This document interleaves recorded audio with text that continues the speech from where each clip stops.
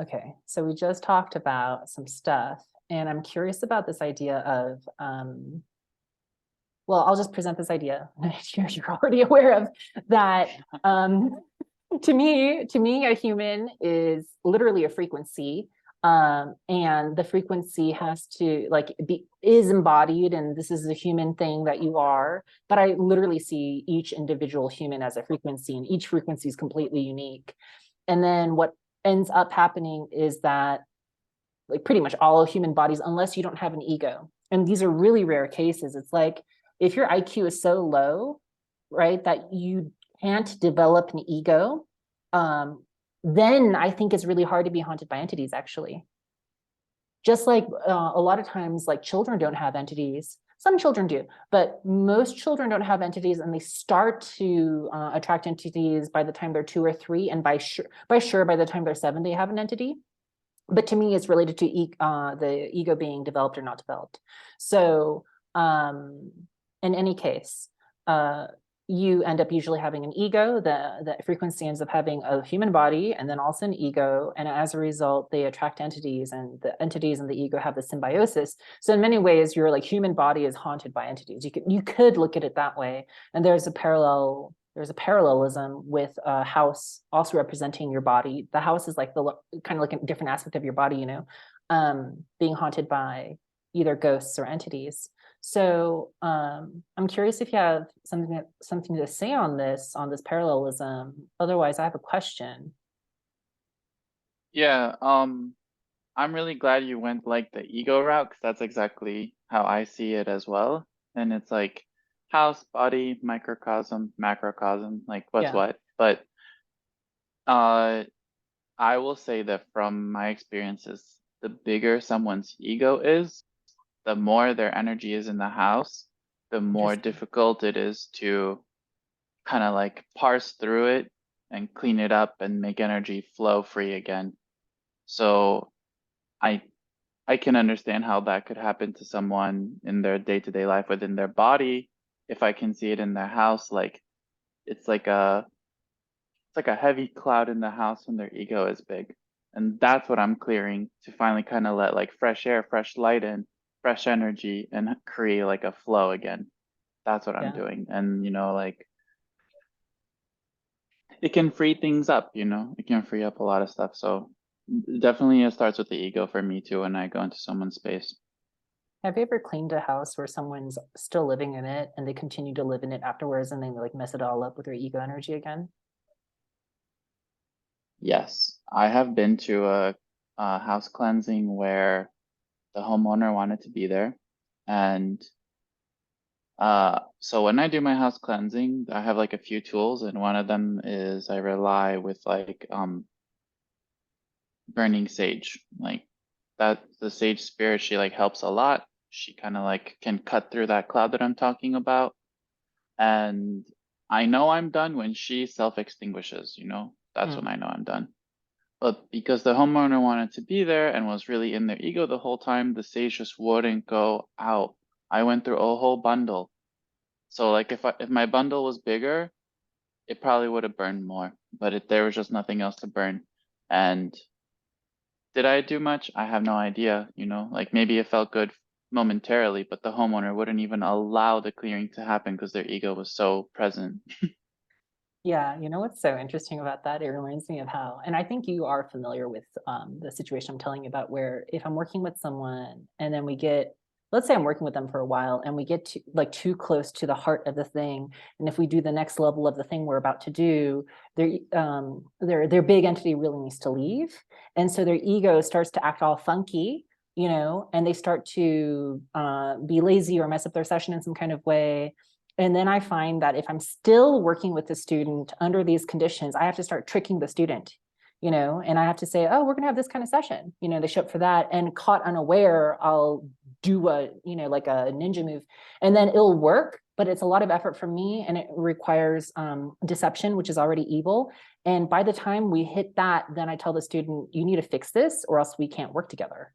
You can't rely on me. And it's interesting that this person is relying on you. And so what's really interesting to me is what's the difference between you walking in with a bundle of sage as opposed to the person who haunted their own house with their own stuff, walking around with a bundle of sage? Because I see this all the time. People are like, oh yeah, but I like, in terms of what I do, right? They're like, I cleared myself with sage, and no. It's like, the sage won't help you with your entity because you liked the entity. So you, through your ego, are saging dumbass shit, and like, you're not doing anything, you know? So like, it's the same. Like, do you want to comment on that? I have seen the same exact thing, and I will say those people that stage themselves thinking they're doing all that have the dustiest houses. That is really funny. So like that to me is like a representation of how strong the entity is. If like dust is the entity, Yeah. you're not cleaning the dust. You're doing this other performative thing, like Yeah. not just in your house, like in you, you're not cleaning it. So like Yeah. they can't come to me, they can't come to you. They don't take care of that aspect first. They can't rely on the sage. That's what Yeah. they need to focus on. That's really interesting. There's a lot here. There's like stuff about like how physical dust in the house represents neglect. And in my opinion, the more dirty someone's house is, I've seen some incredible things. Like, have you ever seen anything like this? I've seen someone with so many Burger King wrappers and everything all over their car. It like filled up the whole passenger seat, like up, you know? And then for some reason, I was in school and working on a project with this person. So I walked into their house, and there was like a whole Burger King cup on their pillow, on their bed where they sleep. Like, why is that there? Anyway, so like this person, you know, very confused, right? um, I've seen all kinds of things like that. And I kind of feel like there's this relationship between confusion, neglect, and laziness. And I feel like this, like, you know, triumvirate is like perfect for an entity to come in and do whatever. Like, okay, I'll focus on this aspect for now. Could you please speak to this idea of messiness, dirtiness, dust, and a house haunting, or being personally confused and inviting in entities in your body, even if your house is not haunted, and this relationship to the idea of witches having brooms? Okay. Okay, maybe I can't get into the witch broom part, 'cause I don't know about that. Um, I would say that the people that have the most dust or dirt or whatever in their house, yes, they are also the most confused, because when you ask them to kind of like clean it up, so like in order for me to do my like energy thing, I first have to step into a house that's been tidied up. So I cannot go stage any houses that are not in order. So that is already the life force that they need to invest in it first things first. And I will say that those people who already have a house that's dirty, dusty, it's not just like oh, like let's just do a spring cleaning. It's like you're in trouble. They are also the most confused. They cannot understand what I mean by clean it up. And they think they did. They think like they ran a load of dishes in the dishwasher, or they took out the garbage. They think that's enough. They think that's considered cleaning. They're confused because those things are very obvious. They're very major. But the problem we're trying to work on is like it's hidden in the corners, you know? You need to like wash your windows. You need to like scrub everything, like in your bathroom, you know? So like I've seen houses where they could have cleaned the toilet before I got there, but they're already like burning sage as like a invitation to me, like, oh, I'm trying to set it up for you. I burned some sage already. Like you needed to clean your toilet. That's what you needed to do, you know? Or like, yeah. So they're confused on that aspect of what clean actually looks like, what clean actually means. And the people that have that confusion, I say, have the most dirt and dust in their house. Yeah. As far as witches and brooms, I don't know how to talk on that. What would Um, you say? I personally think that there's this, you know, kind of colloquial notion of witches always with a broomstick in their hand, because they're cleaning the dust from their house because they understand what energy work is. But that's just my personal, you know, my personal interpretation. You know what's interesting is I will personally judge you based on how clean your bathroom is to figure out if I'm safe to do work with you. So, meaning you're safe to, especially to hold space for me. So if I have like, oh, this happened, I'll just tell you, I went to my dance teacher's house and I had to use a bathroom. So I walked into her bathroom. I wasn't inspecting it, you know, because of what I just said, but I literally just genuinely had to go. And then I ended up inspecting it. And then, you know, how clean your toilet is, how clean your sink is, and all kinds of things tell me what level of neglect you're okay with. And that literally translates into how clean the session will be or how clean you can hold a session. And I remember a long time ago, I was in a completely different country and someone like literally walked up to me and hugged me and said, oh, I feel a personal connection with you, whatever, whatever. And she wanted to give me a reading. And I was in a different place in my life back then. So like, I'm open to a reading from a different kind of psychic. I went to her house. There was like food in her sink and bits of number 2 in her toilet. And I felt really unsafe, you know, because she wanted to do a psychic reading. And she was the kind of person, I'll just tell you how, to me, I'm just letting you know what I think is, in quotation marks, bad. She did this weird thing. I literally stopped the reading. Like, I can't continue. I can't, no, you know, there were too many red flags. Back then, I was still kind of learning. If now, never mind, I won't go into too much story with this, but like, during the session that I ended up stopping because I felt so unsafe. So I did go to the session anyway, even though I saw her bathroom, kind of freaked me out, but whatever. She did this thing where she's like, oh, I saw this thing in your like, what did she call it? Like astral, whatever. No, Akasha. I think she thought she did Akashic work or whatever. And she was like, I just changed your karma. No, no, no, no, no. I'm like, what? You know, did I give you permission to change my karma? Like, that's how bad and violating this person was. She should not be doing psychic work, you know. She's probably not psychic. You know what I mean? She's probably haunted by an entity and convinced herself she's psychic because none of whatever she said or did makes any kind of sense. Anyway, so it's interesting that you have your personal experience in real life cleaning houses with this. And I have my personal experience, just like my personal experience with, yeah, in particular, toilets and sinks in the bathroom and your level of neglect and your being okay with like kind of like something bad. Like, I think this is the kind of person who probably, if, for example, I don't mean to pick on the psychic lady, but she's the example that comes to mind. She wanted me to sign up for her mailing list in person before we even started the session. And I was like, refused. I'm like, I don't even know how the session is going to go. I don't know if I want to be on your mailing list. And professional to professional, this is really unethical because right now you're holding space, you're in the position of power, and you're making it seem as if I don't sign up to your mailing list, it's kind of like bad. And I can't, it's like, I feel like uncomfortable even receiving the session from you if I give you a no up front. You should not do this, you know? She didn't understand me, you know what I mean? So like, she didn't even understand when I was saying that this is bad. So what am I trying to say with this? It's like, just a second.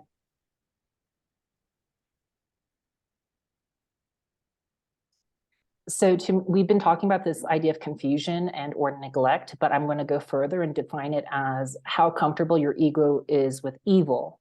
So if your ego is really comfortable with evil, then there's no amount of cleaning or anything either you can do or someone else can do that will like fix the situation. So I'm wondering if we can kind of like conclude with something, which is this idea that, you know, people call you and they ask you to clean their house. And in the past, people would call me and ask me to like get rid of their entities. And that is something I don't do anymore because for many reasons. When you work with me for a long period of time, your entities naturally leave, but it requires you to change. And so like, I feel like I want to underline something, and I'm wondering if you can speak to it, this idea that people want like one cleaning, someone else to do the work. You know, like I've heard people say something like, oh, I got the session from this lady and she removed 52 entities, including one from 4 past lives. I'm like, what the hell is that? You know, like, can you please speak to maybe some notions people have about having a haunted house and having it cleaned, or having entities and wanting just one entity removal or 52 entity removals, you know, and how ineffective or effective that is. And I could add more on to that, but like, is there something that comes to mind right now regarding that?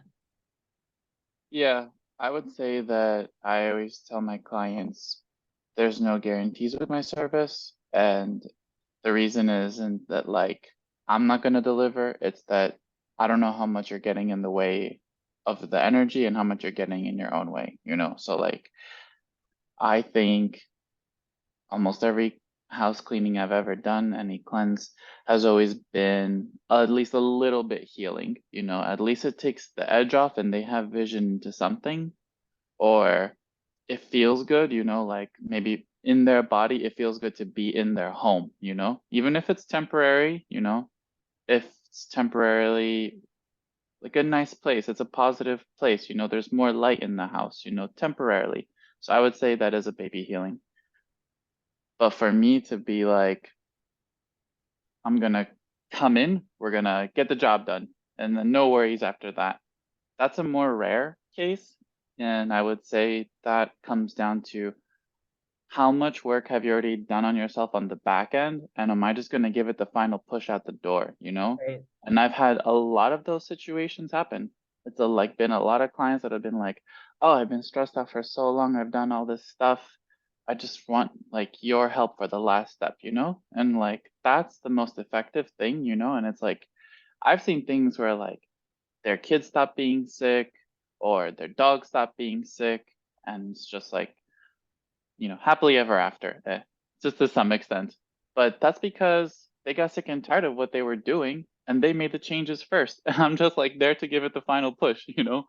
So there's no guarantees, I would say. I don't think I can do the ultimate entity removal, but if you've done a lot of work, I can help you a lot. Yeah, it's interesting. What you're saying about that, like temporarily feeling good thing, it reminds me of how either people feel after like a big session with me, or what they would feel after I removed entities from them in the past. Like you feel like more closer to your true self for a number of days. And if you're going to now use that to be like in quotation marks, like the motivation to get you to the, in quotation marks, the gym, you know, because now you feel like a sloth otherwise. And that's good because it kind of gives you a taste of the reward. And it gives you, and you know, it's really hard for people to change. And so if you just tell someone who's really having a lot of inertia to just change, it can be hard unless they're really ready. So if you give them that post-change feeling for a few days or a week or something, it can give them that space to move some energy and start a new habit or something like that. So like, it's interesting that like you've experienced that with the houses, and I've experienced that with people. Okay. I think this is a good place to end. Okay. Thanks for doing this. I'll see you Sure. next Yeah. time. Yeah. Bye. Bye.